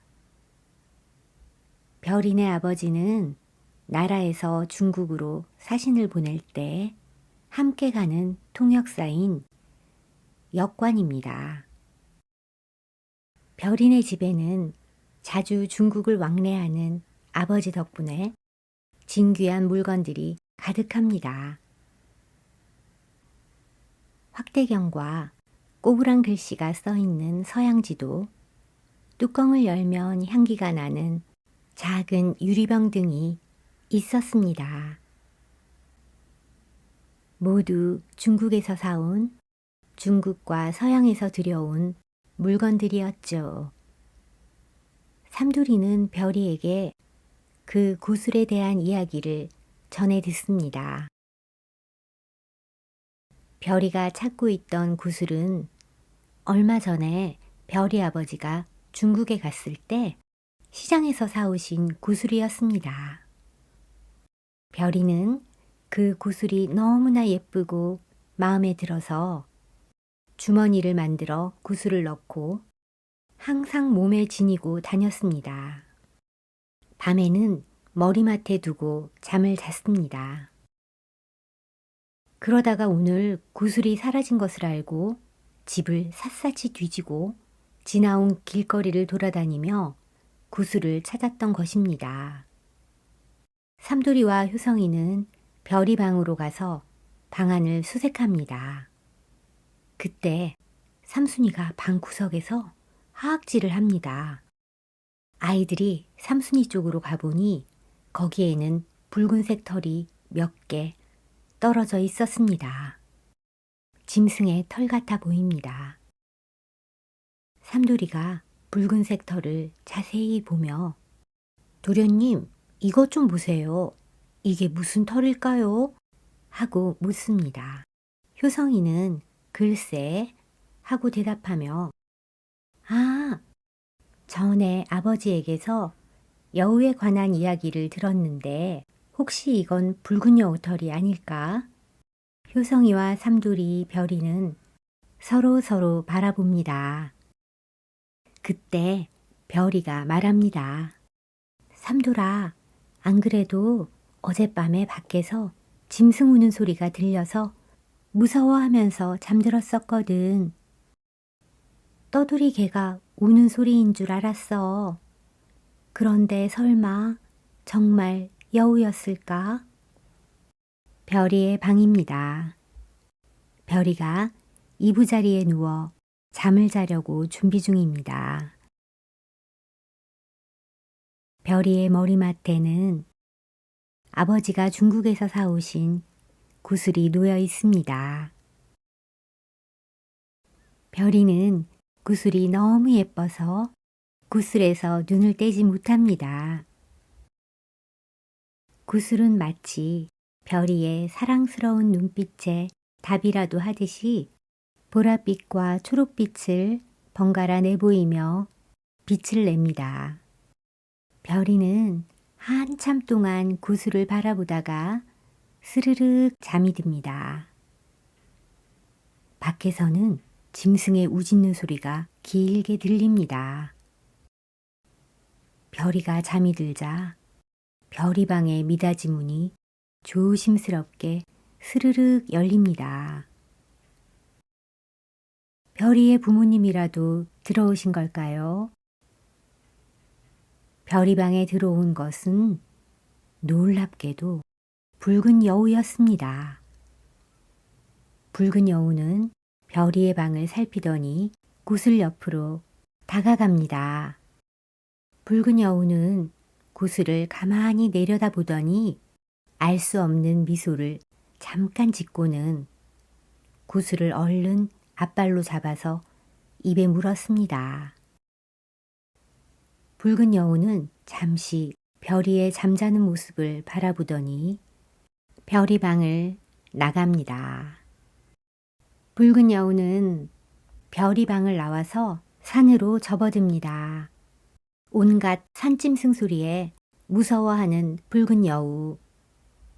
산에 사는 여우가 왜 산속을 이렇게 낯설어하고 두려워할까요? 붉은 여우는 길을 더듬어 찾아보지만 도무지 자신이 표시해 놓은 길을 찾을 수가 없었습니다. 그때 저쪽에서 어흥 하는 소리가 들렸습니다. 붉은 여우는 움찔합니다. 여우는 너무 놀라 다시 마을로 내려가 빈집에 숨어들었습니다. 여우는 구슬을 소중하게 지키며 빈집에서 밤을 샙니다. 삼돌이와 효성이는 구슬을 잃어버려 속상해하는 별이를 다독거립니다. 별아, 다시 한번 단서를 잘 찾아보자. 삼돌이와 효성이는 별이 방을 나와서 마당을 살피기 시작합니다. 삼돌이는 발자국을 발견합니다. 도련님, 별아, 발자국이야. 새 아이들은 발자국을 따라 걸어갑니다. 발자국을 따라가 보니 동네 어귀에 있는 빈집에 도달했습니다. 이 집은 5년째 비어있는 집으로 동네 아이들이 귀신이 나온다고 무서워하며 근처에 얼씬도 하지 않는 집입니다. 삼돌이와 효성이 별이는 좀 무서웠지만 문을 열고 들어갑니다. 문이 끼익 소리를 내며 열립니다. 아직 낮이 한창이라 방 안으로 햇빛이 쏟아집니다. 먼지가 햇볕을 타고 방 안을 이리저리 맴돕니다. 버려진 궤장 옆으로 붉은 여우의 꼬리가 보입니다. 삼돌이는 붉은 여우임을 바로 알아차리고 여우가 도망가지 못하게 얼른 문을 닫아 겁니다. 얼른 썩 나오지 못하겠니? 삼돌이가 큰 소리를 내자 궤짝 뒤편에서 붉은 여우가 겁을 먹은 채 입에 구슬을 물고 나옵니다. 아, 저건 내 구슬이야. 별이는 놀라움에 가득 찬 목소리로 말합니다. 삼두리도 큰 소리는 쳤지만 막상 여우가 모습을 드러내자 무서웠습니다. 세 아이는 서로 얼굴을 번갈아 쳐다봅니다. 삼두리 옆에 있던 삼순이는 무서움에 귀를 납작하게 만들고 삼두리 뒤에 꼭 숨어 있습니다. 모두 두려움에 떨고 있었습니다. 하지만 두려움에 떨고 있는 것은 세 아이와 삼순이뿐만이 아닙니다. 구슬을 입에 문 여우도 두려움에 떨고 있었습니다. 아이들은 용기를 내어 붉은 여우에게서 구슬을 되찾으려고 여우에게 다가갑니다. 아이들이 다가오자 여우는 날카로운 비명을 질렀습니다. 비명을 지르자 구슬이 여우의 입에서 툭 하고 떨어집니다. 삼두리는 잽싸게 여우 앞으로 다가가 별이의 구슬을 빼앗아 옵니다. 삼두리는 구슬을 별이에게 건네줍니다. 별이는 무서운 여우와 한 방에 있다는 사실도 잊은 채 구슬을 다시 찾았다는 사실이 너무 기뻐서 좋아합니다. 그때 여우는 괴로운 듯 한참을 비명을 지르다가 눈물을 뚝뚝 흘립니다. 세 아이들은 순간 당황했습니다. 자신들을 공격할 줄로만 알았던 붉은 여우가 눈물을 흘리는 것을 보자 갑자기 어리둥절했습니다. 삼두리가 붉은 여우에게 말합니다. 여우야, 너는 네가 별이 구슬을 훔쳐가 놓고 왜 너가 우는 거니? 울어야 할 사람은 구슬을 잃어버린 별이야. 너가 아니라. 삼두리는 붉은 여우를 야단치듯이 꾸짖습니다. 여우는 억울하다는 듯이 말합니다. 하지만 여우의 말을 사람이 알아들을 수는 없는 법이었죠. 삼돌아, 여우가 뭐라고 말을 하는 것 같은데 못 알아들으니 답답하다. 효성이가 말합니다. 그때 삼순이가 мя우 하며 별이의 구슬을 했습니다. 그랬더니 구슬의 보라색과 초록색이 섞이며 빛이 났습니다. 그러자 갑자기 여우가 사람의 말을 하기 시작합니다. 지금부터 붉은 여우의 긴 사연이 시작됩니다. 붉은 여우는 중국 땅에서 엄마 여우와 함께 살고 있었습니다. 이 여우의 이름은 리이였습니다. 드넓은 중국 평야와 산은 여우 모녀가 살아가기에 알맞은 날씨였고 토끼, 다람쥐, 청솔모 등 여우의 먹이도 풍부했었죠. 머루나 달에 각종 나무 열매들도 많이 있었고 친구들도 함께 있어서 붉은 여우 모녀는 하루하루 평화롭게 살고 있었대요. 하늘을 날아다니는 독수리가 가끔 여우를 해치기도 하고 또 승냥이나 호랑이가 여우를 잡아가기는 했지만 두 모녀는 조심성이 많았기 때문에 문제 없었어요. 그러던 어느 날 사냥꾼 한 무리가 붉은 여우가 사는 곳에 나타났습니다. 그들은 들개를 데리고 갖가지 사냥 도구들을 가지고 왔습니다. 동물들은 모두들 뛰고 숨고 달아나고 잡히고 그야말로 평화로운 동물들의 땅에선 난리가 났습니다. 붉은 여우 모녀도 얼른 자신들의 집으로 뛰어 도망을 갔습니다. 저 멀리서 들개들이 쫓아왔습니다. 여우 모녀는 여우굴로 도망갔지만 사냥꾼들은 붉은 여우 모녀가 사는 여우굴 앞에 짚을 태워서 매운 연기를 굴 안으로 피워 넣었습니다. 연기를 도저히 참을 수가 없었던 여우 모녀는 이제 굴 밖으로 나가야만 했습니다. 엄마 여우가 말했습니다. 리, 엄마가 하는 말을 지금부터 잘 들어야 한다. 이제 굴을 나가면 사냥꾼과 들개들이 있을 거야. 엄마가 들개들을 유인할 테니 너는 사냥꾼들이 쫓아올 수 없는 동굴 위로 가야 한단다.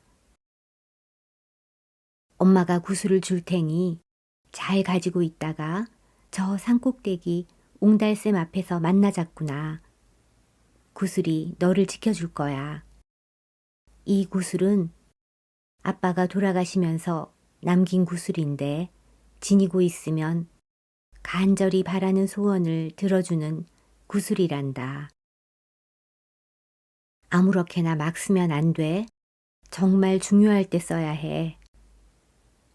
엄마 여우는 말을 마치고 구슬을 토해내어 리에게 줍니다. 자, 어서!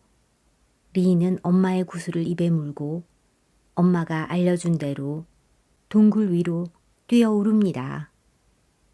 사냥꾼들이 동굴 위로 올라가 버린 리를 따라가지 못하고 그 아래서 발만 동동 구릅니다. 저 멀리 엄마 여우가 달아나고 있고 들개들이 쫓고 있습니다. 리는 너무나 무섭고 슬퍼서 울부짖다가 구슬을 동굴 저 아래로 떨어뜨리고 맙니다. 사냥꾼들이 얼른 여우 구슬을 주워 챙깁니다. 리는 정신을 차리고 산속으로 뛰어갑니다. 엄마가 어떻게 되었을까? 엄마가 들개에게 잡혔을까? 리는 엄마 여우가 너무 걱정이 되었지만 엄마의 말대로 산속 옹달샘으로 뛰어갔습니다. 옹달샘 앞에 도착한 리는 하루 종일 엄마 여우를 기다렸습니다. 하지만 밤이 되고 다음날 아침이 되어도 엄마 여우는 나타나지 않았습니다. 리는 뭔가 잘못된 것이 틀림없다고 생각하고 조심스럽게 산을 내려가 봅니다. 리가 살던 동굴 앞에는 타담한 집들이 까맣게 그을려 있었습니다. 굴 안으로 들어가 보았지만 엄마는 보이지 않았습니다. 리는 엄마를 찾아 평야를 달립니다. 너구리 아저씨에게 물어봅니다.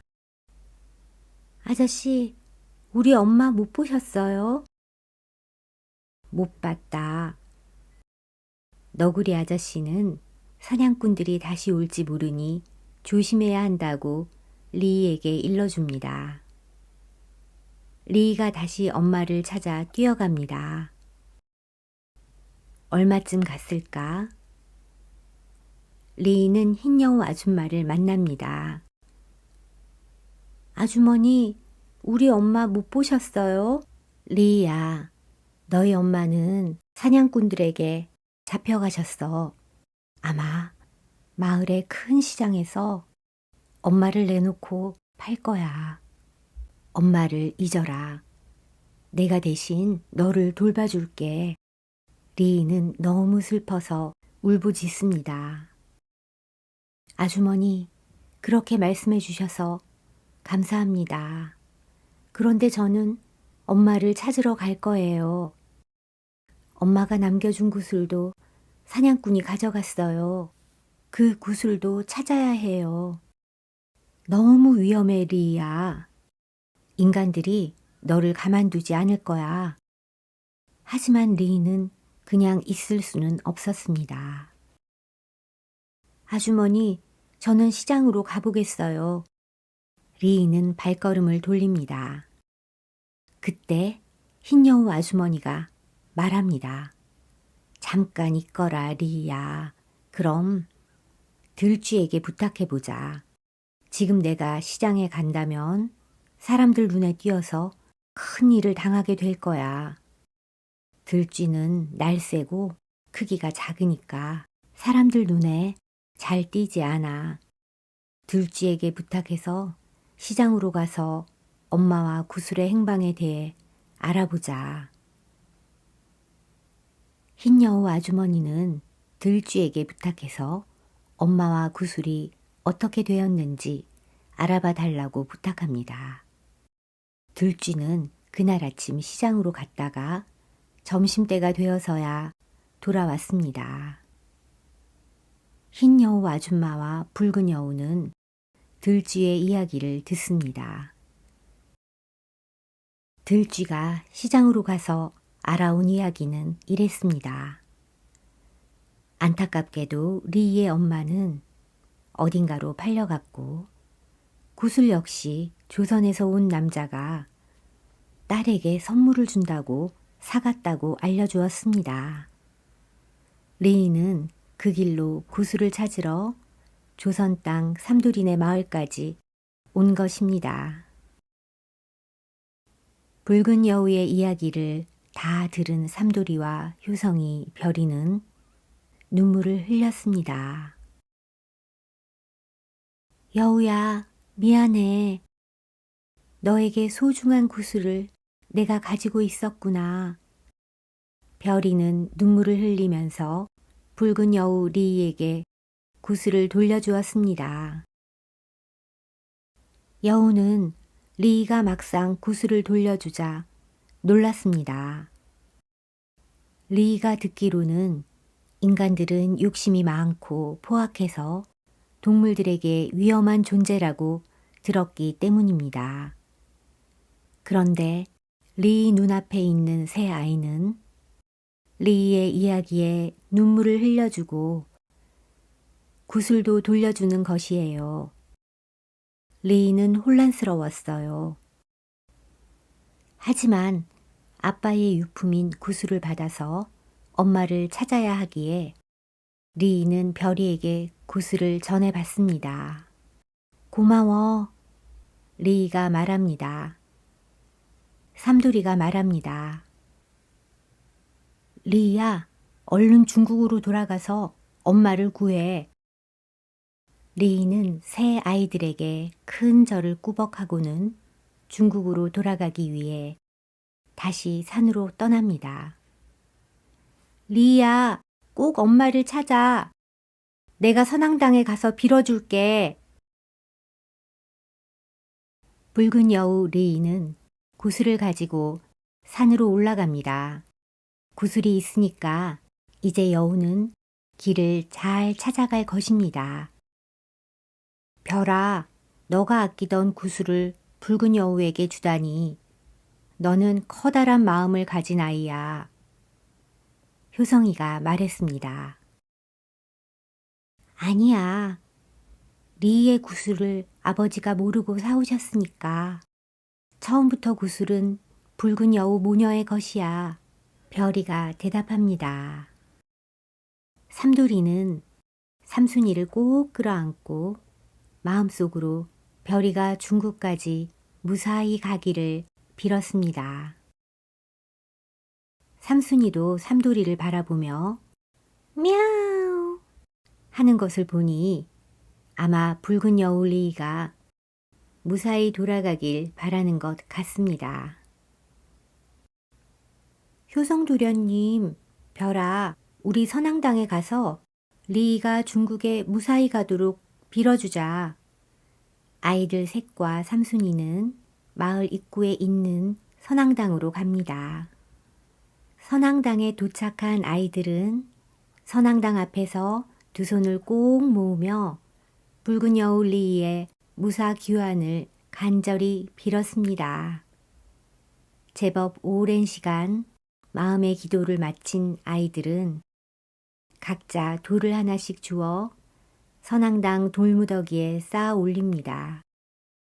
리가 중국까지 무사히 가기를 빕니다. 리가 엄마를 꼭 다시 만날 수 있기를 빕니다. 새 아이는 바람에 흩날리는 선앙당의 오색 헝겊을 보며 한 번 더 간절한 기도를 올립니다. 한편 리는 구슬의 도움을 받아 산속의 길을 쉽게 찾아 중국 땅으로 돌아왔습니다. 리는 엄마와 함께 살던 여우굴로 돌아왔습니다. 여우굴에는 부엉이 아저씨가 여우 모녀의 행방을 걱정해서 와 있었습니다. 리는 구슬로 동굴을 밝히고 구슬을 가만히 봅니다. 마음속으로 엄마가 어디에 있을까 하고 질문을 던져봅니다. 구슬아, 제발 우리 엄마가 어디 있는지 보여줘.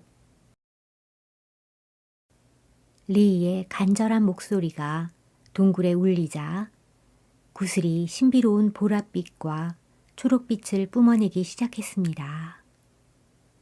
빛은 마치 물결처럼 공중으로 퍼지더니 흐릿한 형상을 만들어냈습니다.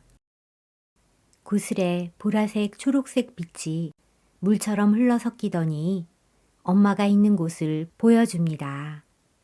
붉은 여우 리의 엄마는 쇠우리에 가두어져서 바들바들 떨고 있었습니다. 저기 엄마예요. 리가 소리쳤습니다. 하지만 구슬이 보여준 장면은 너무나 참혹했습니다.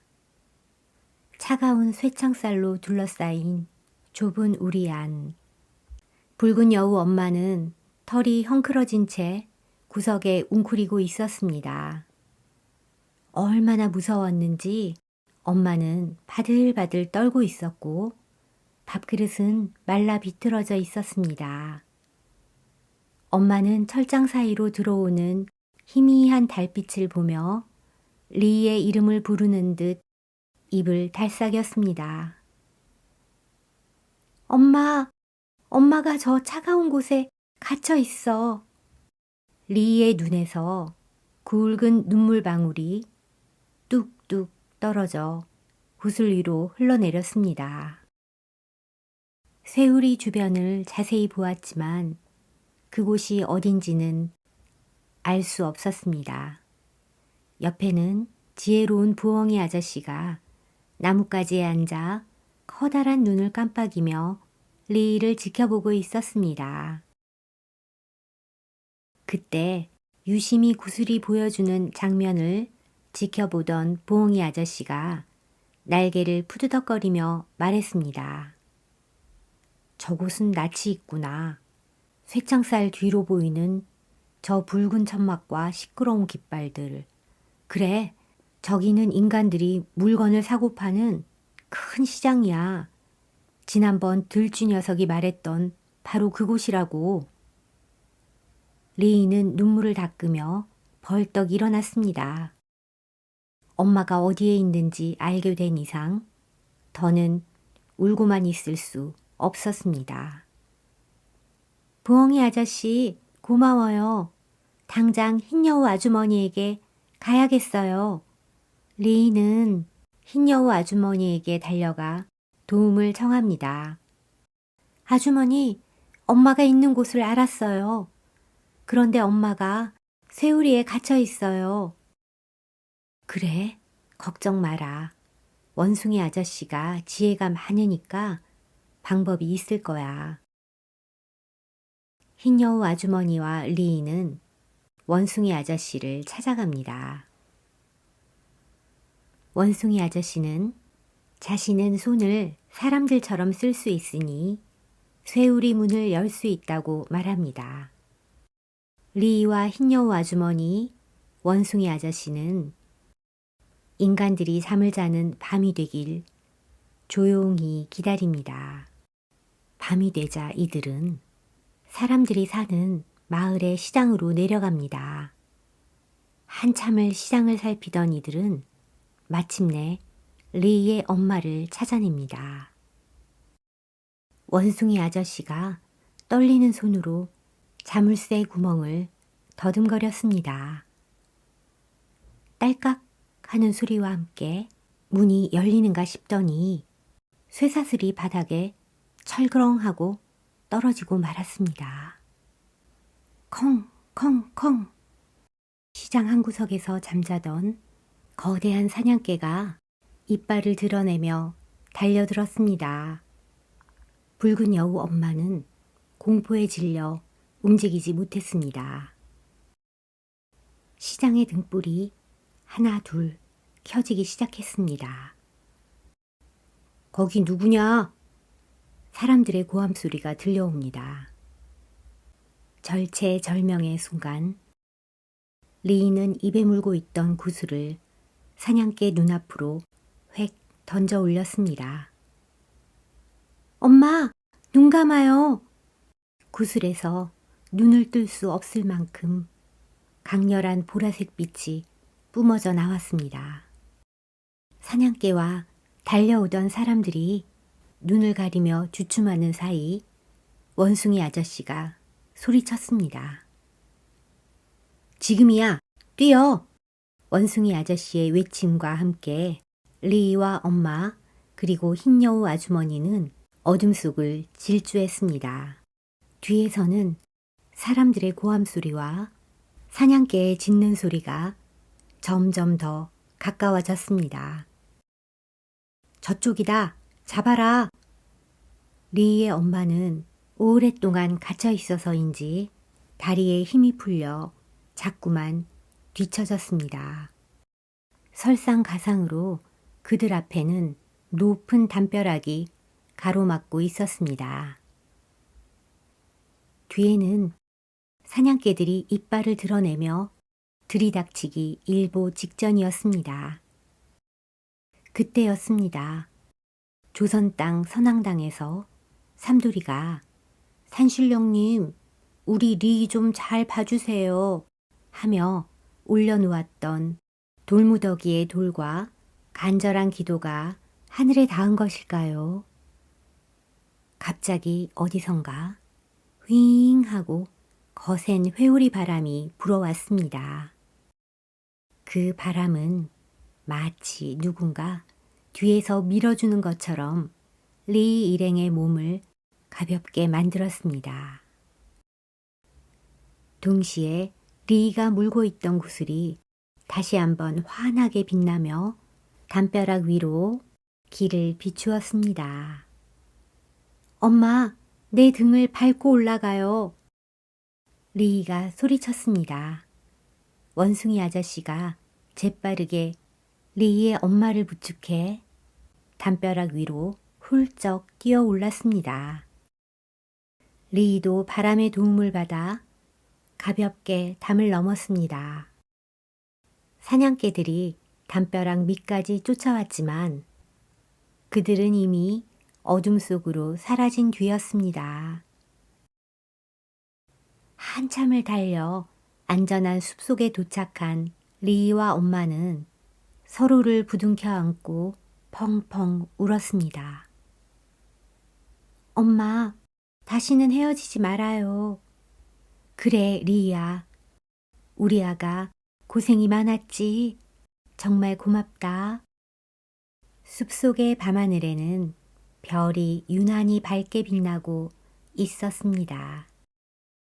여우굴로 돌아온 붉은 여우 엄마는 조선 땅까지 구슬을 찾으러 갔었던 리의 모험 이야기를 듣습니다. 리와 엄마의 밤은 깊어만 갑니다. 여우굴 바깥에서 달빛이 들어옵니다. 리는 조선 땅에서 만났던 새 아이를 생각하며 구슬을 가만히 바라봅니다. 조선에 있는 별이와 삼돌이 효성이를 보고 있는 것처럼 말이죠. 다음 날 아침 삼돌이가 삼순이와 함께 서당에 갈 준비를 하고 있던 중이었습니다. 밖에서 삼돌이를 부르는 소리가 들립니다. 삼돌아, 삼돌아. 삼돌이는 누구지 하면서 마당으로 나옵니다. 마당에는 별이와 별이 아버지가 계셨습니다. 삼돌이는 별이 아버지께 공손하게 인사를 드립니다. 별이 아버지는 빙그레 웃으시며 삼돌이를 바라보셨습니다. 내가 삼돌이구나. 삼돌아, 우리 별이를 도와주고 구슬을 여우에게 돌려주었다는 이야기를 들었다. 참으로 대견한 행동이구나. 삼돌이는 쑥스러움에 아닙니다 하면서 머리를 긁적였습니다. 별이 아버지는 삼돌이가 기특해서 선물을 준비해 오셨습니다. 선물은 확대경과 천리경이었습니다. 확대경은 무엇이든지 크게 보이게 해주는 도구이고 천리경은 멀리 있는 것도 가까이 있는 것처럼 보이게 해주는 물건이라 했습니다.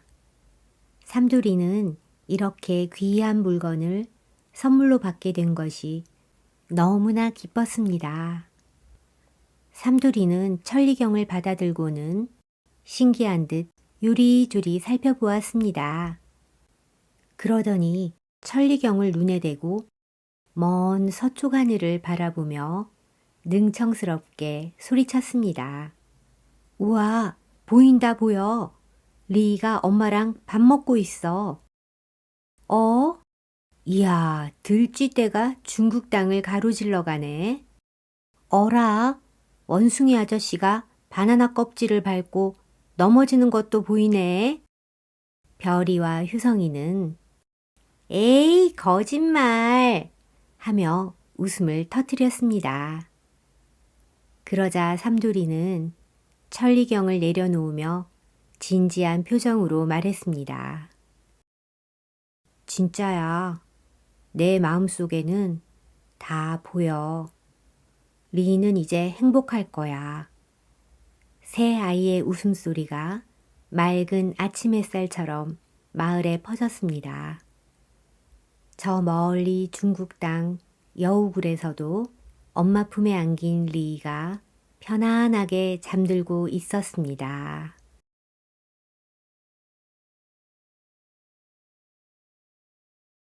금송아지 도난 사건. 삼돌이는 저작거리에서 효성 도련님과 다른 친구들을 만나기로 했기 때문에 대문을 열고 나섰습니다. 개울가 옆을 지나가던 중 낯선 아저씨와 마주칩니다. 삼돌이는 꾸벅 인사를 했습니다. 안녕하세요, 아저씨. 아저씨는 낯을 가리는지 인사를 받는 둥 마는 둥 하며 걸음을 재촉합니다. 아저씨는 얼굴이 좀 험상궂어 보였지만 삼순이는 아저씨가 마음에 들었는지 아저씨 다리를 팔자 모양으로 돌아다닙니다. 험상궂은 아저씨는 잠시 멈춰서서 삼순이 머리를 가만히 쓰다듬어 주시더니 주머니에서 먹을 것을 꺼내 삼순이에게 주었습니다. 그리고는 삼돌이를 한번 힐끗 바라보고는 인상을 쓰더니 서둘러 자리를 뜹니다. 삼돌이는 처음 보는 아저씨구나 생각했습니다. 삼돌이와 삼순이가 함께 저작거리로 향하던 길에 동네 사람들이 벽에 붙은 방 앞에 모여 웅성웅성거리고 있었습니다. 금송아지를 훔친 도적놈이래. 아이고, 무섭게도 생겼네. 삼돌이도 궁금해져서 어른들 사이를 비집고 들어가 뭔가 하며 상황을 살펴보았습니다. 벽에는 방이 붙어 있었고 커다란 방문에는 금송아지 도둑이라고 쓰여져 있었습니다. 그 아래는 험상궂은 인상의 남자 모습이 그려져 있었는데 방금 전에 본 낯선 아저씨의 모습과 많이 닮아 있었습니다. 삼돌이는 방을 보고 있던 동네 어르신들에게 물었습니다. 저 방문 속의 아저씨가 도둑이에요? 그래, 옆마을 나무꾼인데 동네 부잣집에 금송아지 조각상을 훔쳐 달아났다는구나. 혹시 우리 마을로 도망을 올 수도 있으니 여기도 방을 붙인 모양이야. 삼돌이 너도 수상한 사람을 보면 관아에 얼른 고해야 한다. 험악하게 생겼네. 너도 조심해라, 삼돌아. 마을 어르신들이 삼돌이에게 한마디씩 합니다. 에이, 인상이 험악하다고 다 도둑인가요? 삼돌이가 말했습니다. 삼돌이는 곧장 저작거리로 뛰어가서 효성 도련님을 부릅니다. 도련님, 도련님. 왜 그러느냐, 삼돌아. 무슨 일이야? 도련님, 이리 좀 와보세요. 삼돌이는 효성이를 이끌고 조용한 곳으로 가서 소근거렸습니다. 아까 집을 나설 때 보았던 낯선 아저씨 이야기와 동네에 붙은 방에 관한 이야기를 합니다. 효성이는 깜짝 놀라 삼돌이를 쳐다보면서 삼돌아, 혹시 네가 마주친 사람이 금송아지 도둑이 아닐까? 글쎄요. 인상은 좀 험악해 보였지만 삼순이를 보고 쓰다듬어주고 먹을 것도 내어주는 걸 보니 나쁜 사람 같지는 않았어요. 그 아저씨가 정말 도둑일까요? 도련님, 우리 그 아저씨를 찾아봐요. 정말 도둑이라면 관아에 알려야죠. 삼돌이와 효성이는 낯선 아저씨와 마주친 개울가로 가보기로 했습니다. 삼돌이와 효성이, 삼순이는 개울가에 도착했지만 낯선 아저씨의 모습은 온데간데 없었습니다. 효성 도련님은 걱정스러운 듯 주위를 살피며 말했습니다. 삼돌아, 이미 멀리 도망간 게 아닐까? 도둑이라면 사람들이 찾지 못하는 깊은 숲으로 숨었을 텐데. 그때였습니다. 앞서 가던 삼순이가 귀를 쫑긋 세우더니 개울 위쪽 으슥한 곳에 커다란 바위 틈 사이로 살금살금 다가갔습니다. 삼순이는 그곳에서 아주 작은 소리로 미야우 하며 삼돌이에게 신호를 보냈습니다. 도련님, 삼순이가 뭔가를 찾은 모양이에요. 삼돌이와 효성이가 바위 뒤를 살짝 들여다보니 그곳에는 아까 보았던 험상궂은 아저씨가 덩치에 어울리지 않게 몸을 웅크리고 앉아 있었습니다. 그런데 아저씨의 손에는 금송아지가 아니라 다리를 다친 작은 산새 한 마리가 들려 있었습니다. 아저씨는 험악한 인상을 잔뜩 찌푸린 채 아주 조심스러운 손길로 새의 다리를 살피고 있었습니다. 삼순이가 아저씨의 다리에 몸을 비비며 가르렁거리자 아저씨는 깜짝 놀라 고개를 들었습니다. 삼돌이와 효성이를 발견한 아저씨의 눈에 두려움이 스쳤습니다. 나는 도둑이 아니야. 그저 새가 다쳤기에. 아저씨의 떨리는 목소리를 듣자 삼돌이는 아저씨가 금송아지 도둑이 아닐지도 모른다고 생각했습니다. 그렇지만 삼돌이는 단호한 목소리로 아저씨에게 물어봅니다. 아저씨, 방에 붙은 그 아저씨 맞죠? 금송아지를 훔쳤다는 사람 말이에요. 아니다. 나는 금송아지 도둑이 아니야. 나는 금송아지를 본 적도 없어. 어떻게 생겼는지도 모른다. 그런데 왜 모두가 아저씨를 도둑이라고 하는 거예요? 내가.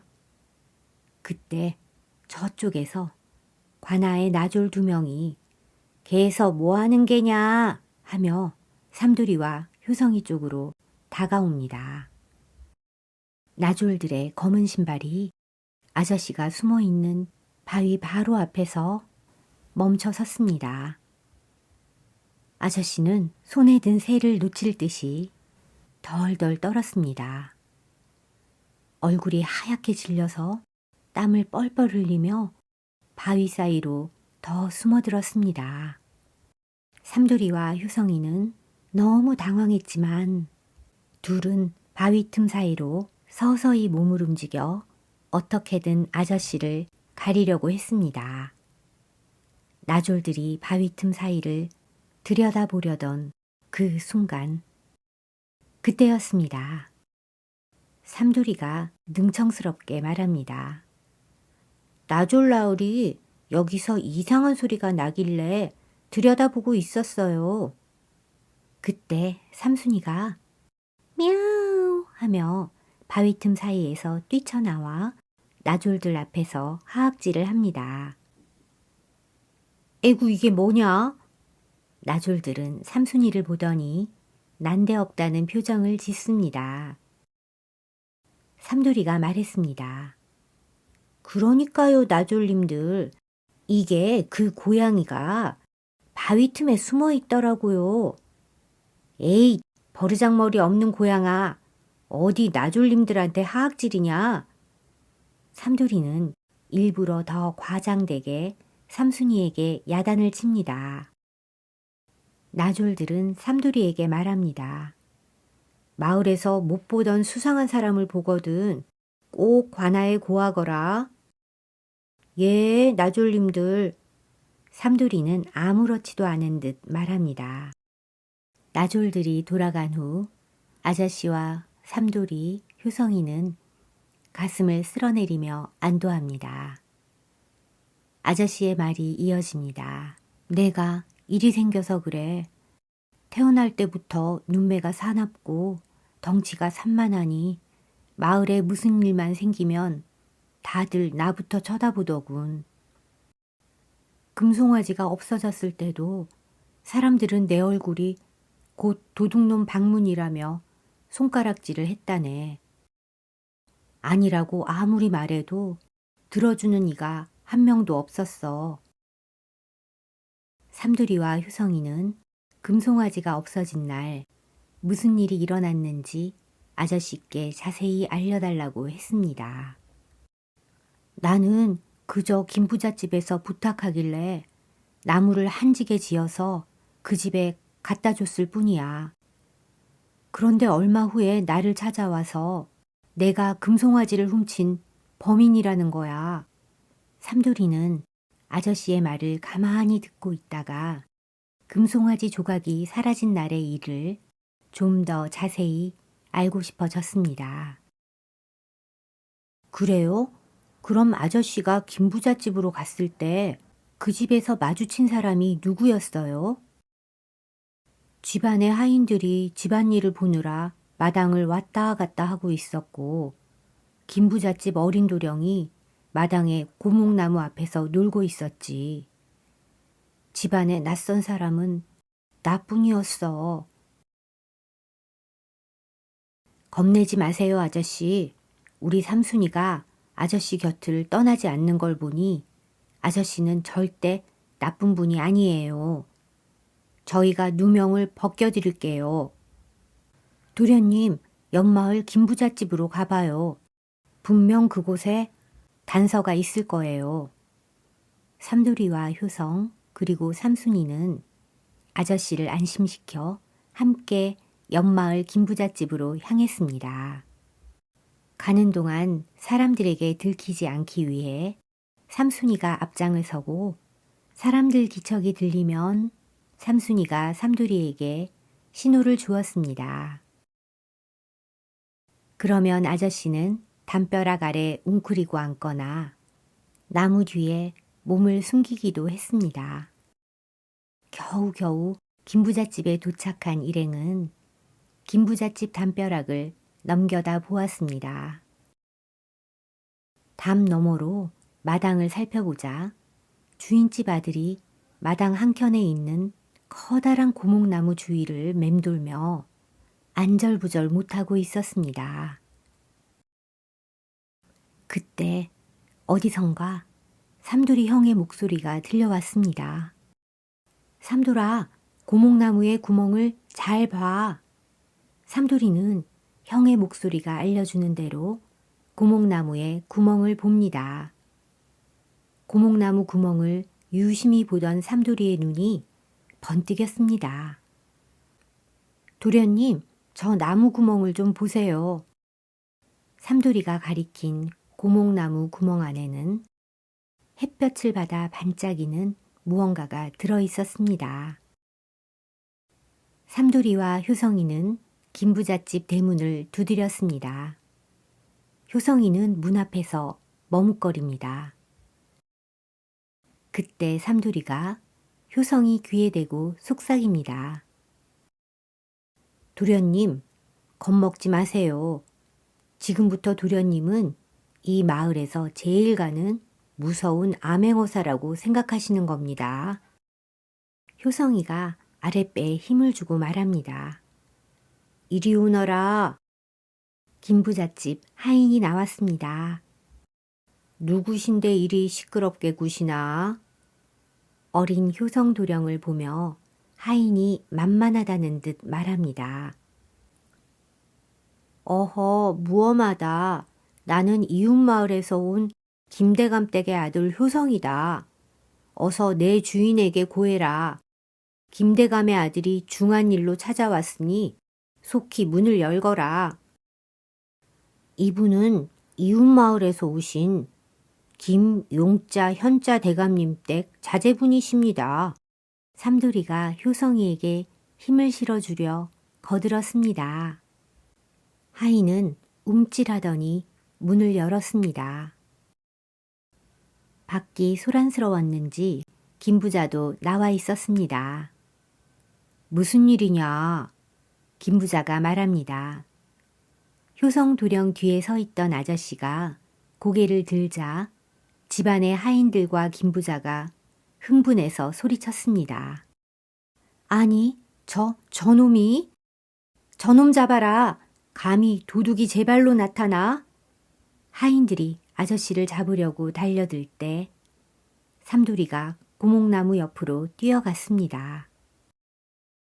삼돌이가 고목나무 구멍에 손을 쑥 집어넣어 꺼낸 것은 바로 그토록 찾던 황금 송아지 조각상이었습니다.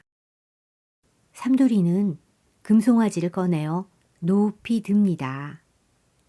사람들이 모두 멈칫하며 놀라서 얼음처럼 꼼짝없이 서 있습니다. 모두 삼돌이의 손에 든 금송아지 조각상을 쳐다봅니다. 삼돌이가 말합니다. 범인은 고목나무였습니다. 아니, 고목나무에 금송아지를 넣은 이댁 꼬마 도령님입니다. 모두의 시선이 김부잣댁 꼬마 도령에게 향했습니다. 깜짝 놀란 주인집 아들이 울먹이며 말했습니다. 그건 내가 나무요정님 배고플까봐 선물로 넣어둔 건데 아저씨가 가져간 거 아니에요. 아이의 순진한 고백에 마을 사람들은 모두 입을 다물지 못했습니다. 험상궂은 인상 때문에 도둑으로 몰렸던 아저씨는 그제야 긴 한숨을 내쉬며 바닥에 주저앉았습니다. 주인집 어른은 아저씨에게 머리 숙여 사과했고 하인들도 마을 사람들도 부끄러움에 고개를 숙였습니다. 거보세요 도련님, 우리 삼순이 눈은 못 속인다니까요. 사람은 겉모습이 아니라 마음을 봐야 하는 법이죠. 삼돌이가 기세등등하게 말하자 삼순이는 마치 대답이라도 하듯 мя우 하고 크게 울었습니다. 노을 지는 언덕 위로 삼두리와 효성 그리고 누명을 벗고 활짝 웃는 아저씨의 그림자가 길게 늘어졌습니다.